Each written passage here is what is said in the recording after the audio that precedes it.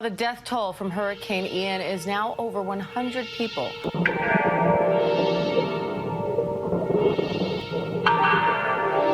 Here's where the water comes up to 3 feet. 9 feet that can completely submerge. This, in many cases, is not survivable.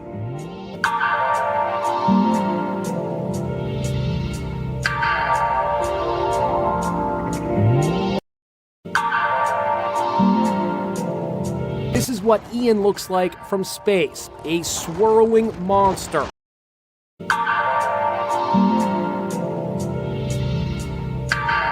The storm has intensified to a near Category 5 status, wreaking havoc on everything in its path. Look at the wind howling through here. Take a look at the cars now.